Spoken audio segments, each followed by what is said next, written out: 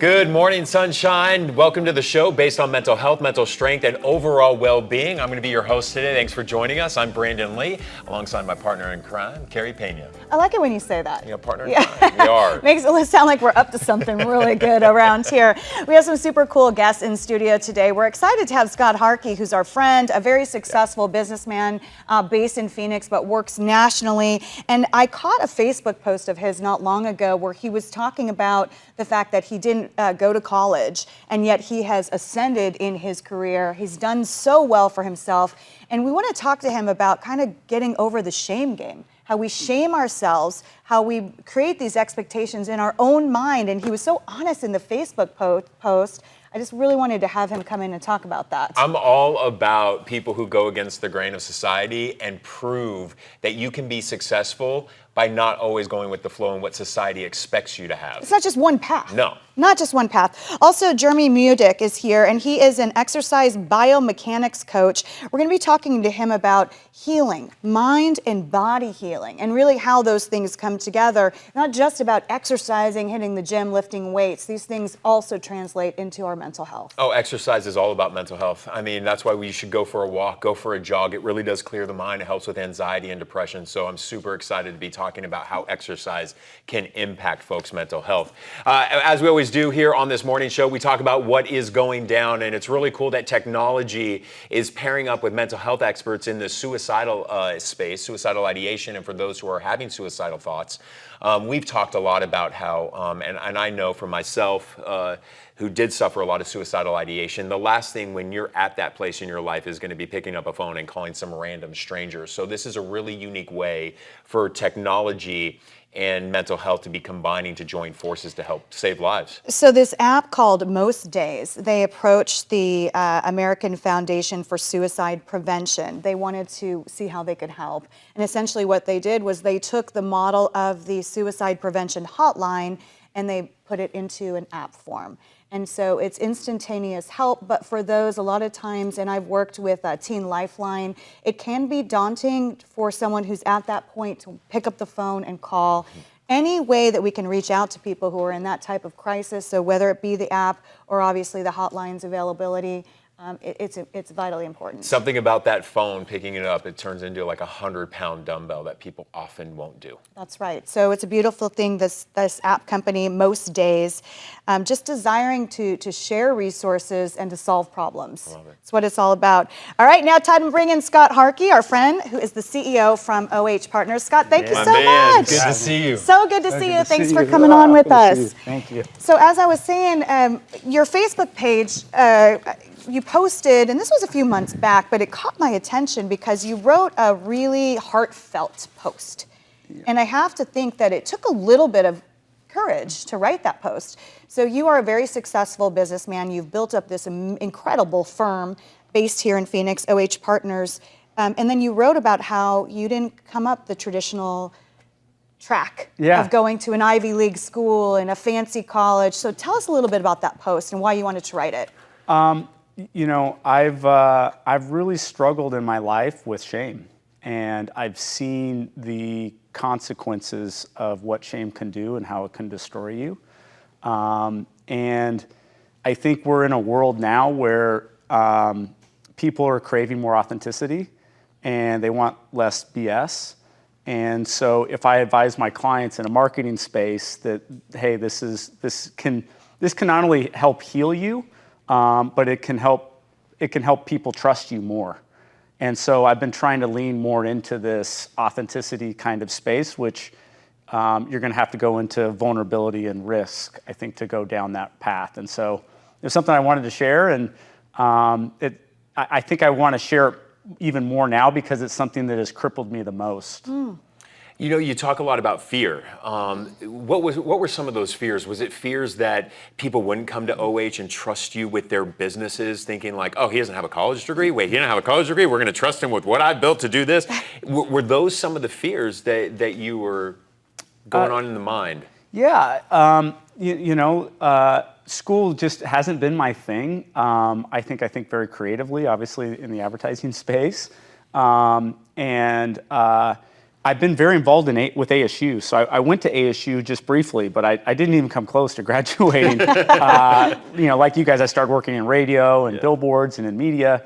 And I was still involved in ASU. And I was like a booster, I was a donor, I was helping, I was teaching at times.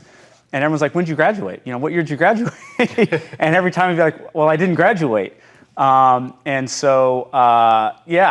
then I would see other people coming up through the business that had struggles too. And I just want to be like, hey, it's okay. You don't need to know everything. For me, in fact, knowing less was good because it just allowed me to try more things. And I'm a big believer in that, is failing and trying and failing, but just keeping moving forward. But that shame for a long time really crippled me. Like I felt like I wasn't smart. I felt like I was stupid, honestly. And so when you put that Facebook post up, and a lot of people follow you on Facebook, so obviously you knew that was going to get some attention. How did you feel in that moment? Do you remember? Like, were you super vulnerable and nervous, or were you like, hey, I'm just going there? This is the next.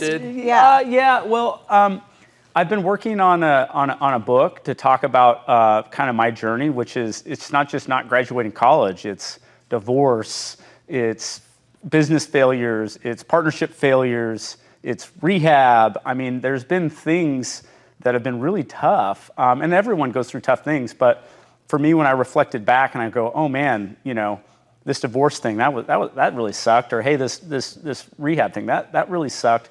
But right after that was like the biggest growth in my career and the biggest growth for my clients and the people around me. Like the growth after that was like, holy crap, like this was for a reason. And so as I see other young people coming up through the business, I just want to like grab them and hug them, go, hey, you're right where you're supposed to be. You don't need to have the answers. You don't need a college degree. If me being a complete failure and a college dropout and at one point in rehab can have business growth, can do amazing things in business, then you definitely can do it. And I just think there's just a lot of pressure in society for that instantaneous, I'm successful or I can make it. And there's a lot of pressure, I think, on young people coming up in the business. And I just want to say it's okay. And I do want to mention that your firm has almost, just for people watching and listening who aren't familiar with you, who don't live in this area, I mean, it's almost 200 people you employ. It's a massive advertising firm. So I just wanted to let people know the context of what you've built. It's a great time. I mean, we have probably 70-80% millennials, right, that work with us, that are creative, right? And I see the talents and things that they do and how they can create things from nothing and make things cool and make things fun, make things interactive. And that's I mean, great, maybe go to college and maybe that's a path for some people. But a lot of people, I mean, I've had the craziest stories. We had one kid show up at our door and said he wasn't leaving till he got a job. And I want him to work for me. And we're like, yeah, you're hired. You're nuts. You're absolutely nuts. Hired. You're right insane, in. right? He's like, I want to work at an ad agency. And so like to your point earlier, when we talked about the passion. Yes. If you have the passion for something, like it's going to follow. I'd like you to leave the audience with a thought about what it feels like when you start to own your whole life. All of it. Scary, for sure. I think we live in a world, especially now, where there's controlling factors. And for me, I want to be free, right? And to be free, at least for me, I have to just get everything out and allow it to be, right? And I think when I'm free and I'm in a good headspace and relationships are positive, then creation happens. And when creation happens, everything benefits. And I think I tell people right now, we're moving from a currency society, I believe, to a belief society. Where you look at crypto and all the things that we've had money and all, but now it's all about belief. Like there's companies that make money with zero sales. There's companies that are evaluated like Tesla and SpaceX that don't make any money, right? On ideas. Correct. So I think to believe, you have to understand yourself and be okay with the light and the dark of yourself. So if you get that out there and you accept yourself for what that is, then you can really benefit, I believe, in this new world of a belief society. We appreciate you so much. I think I caught a blog that you wrote about that. You write some really great stuff on LinkedIn, by the way. For so sure. thank you so much for coming in and spending some time. We appreciate you, and I know that just your courageous words and to help to inspire people, because a lot of people, are looking up to you in the business community. So I think that's awesome. Think the world of you too. Yeah. Thanks for having me on. Thanks, Scott. Hi. And that actually leads perfectly into our next segment, which makes our producer, Christina, quite brilliant. Because the next interview I want to share with you is an incredible woman. I interviewed her on our Adopt Technologies podcast, and she is a space lawyer. Did you know that was a thing? It is for her, because she quite literally is a unicorn. Here's a look. I think most of the time, if we're really, really honest, we are the biggest barriers to ourselves. And I think that most of the time, it would be my own self-limiting beliefs that would stop me from doing things. And I would be like, I can't do this. No one really actively puts things in your way to say that you can't do things. So like people who have that mentality that there's no barrier here, I'm just gonna go, even though obviously there are literal barriers. But if you have the mentality that there is not, that is gonna help you kind of significantly. And so what I find is that I have a few things in my favor. People tend to like the accent because they're like, oh, you have a good accent. You have a British accent. So people want to hear me talk. And I just capitalize on what are my strengths. I think that's very important. Yes, we should realize our weaknesses and we should make them better. But why don't we live in the world of our strengths and say, I'm good at this, and identify early, what are you good at? And just dive into that. And if you do that, people can't help but see you shine. And then, they will want to elevate you because they're always looking for people to elevate. Yes. This is the thing for me as a Black woman, and I hope I don't have any haters for saying this, but I think people are always looking for Black women to elevate, right? Like people think that as a Black woman, yes, you are at the bottom of the totem pole, but they have to showcase Black women. And so why can't I be that Black woman that gets showcased? That's the mentality I have. Every room I walk into, I'm going to be that Black woman that gets showcased. I'm going to be the one that makes a difference. I'm going to be the one that everyone remembers. If you go in the room with that mentality rather than I'm, going to be discriminated against, nobody wants to hear my perspective, you already come with a presence that makes you get elevated. So I think that's basically how I got to where I got to. I find her so inspirational and motivational on so many levels, because she's not only a take charge woman, but she finds the people around her and who elevate her, and she elevates others in turn. Yeah, I love that. It's somebody not saying, why are you doing that? You should be doing this. Yeah. Rather going, you're passionate about that? Okay, how can I help you and support you in your space to make you successful? That's there? our jam. That's our jam. That's what we do every day here. Whenever someone walks into the Center for Positive Media, we're like, hey, what about this space? What do you want to be? Yeah, I love that. And now we want to welcome Jerame Mudick to the studio. I was practicing that beforehand too, and I apologize. You are an exercise biomechanics coach, but so much more. So talk about the fact that you were sort of more of a traditional trainer, and you've expanded beyond that. Yes. So it all started out with, I think, what the traditional way of exercise is, and that's just to build muscle. Right. And I was a very thin kid my entire life, and a lot of bullying, I would say, every year. And so getting enough muscle mass to where I would not be bullied, to where I could stop the bullying from happening to another. And that was my initial intent. And so the more I dove into that, the more I started to feel empowered within myself and how much just building muscle can do for us and building confidence. And so this is when I started to go into, I want to be a trainer. And I want to be able to instill that in others, and how can I do that? So I went down the road of that, just being a regular trainer at first, and then I started to recognize, and I know you guys talk a lot about this, and that's trauma. And I started to realize that you can't just build muscle and expect the body and the mind to grow and change as a whole, because we're like the most advanced plant system within ourselves.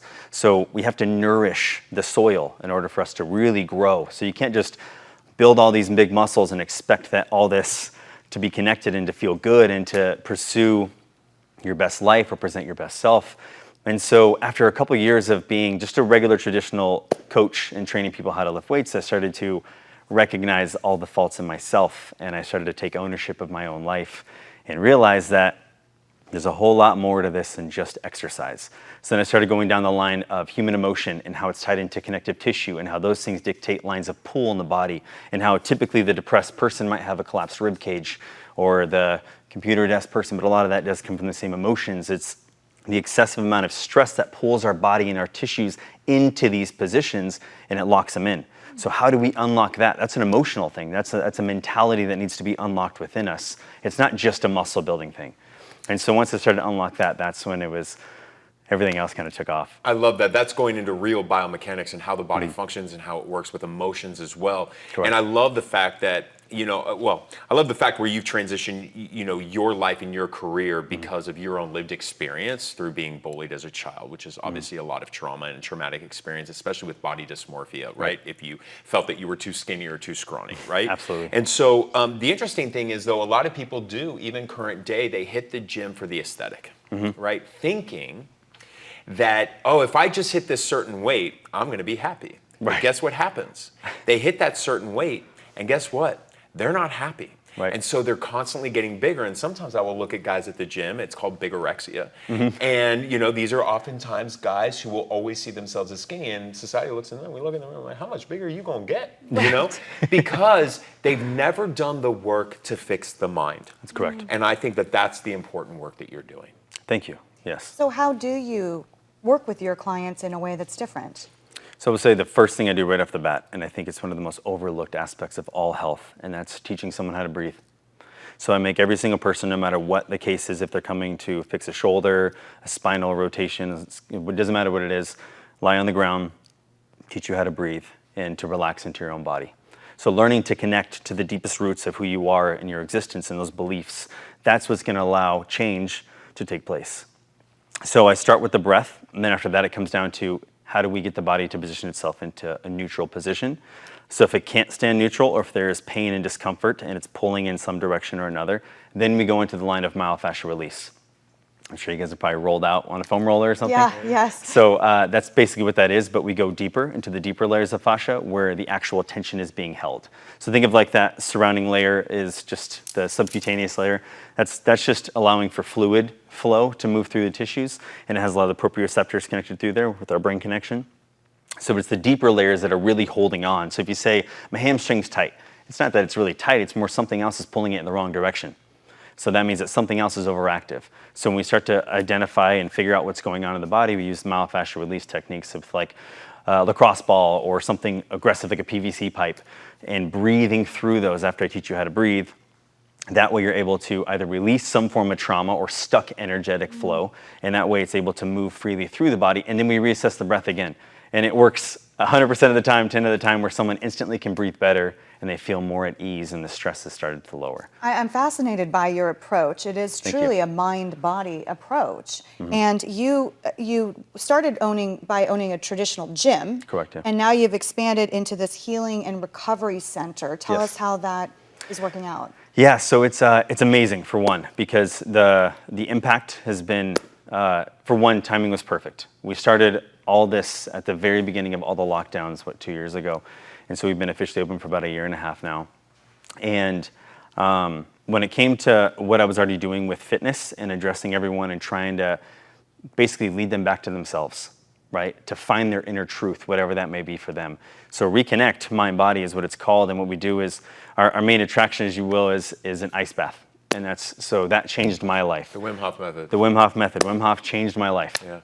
And after meeting him and sharing my story with him and realizing how important that was to get out and get the message out there, to where there's so much more to this than meets the eye in a way, that we are so powerful on every aspect, that we can heal every aspect of our being. Once I was able to unlock that within myself, I said, this has to be given to the people. And so it was my own practice at home in my backyard. And then once the lockdowns happened, a vision came through to open this place, and I said, okay, and it started literally the next day.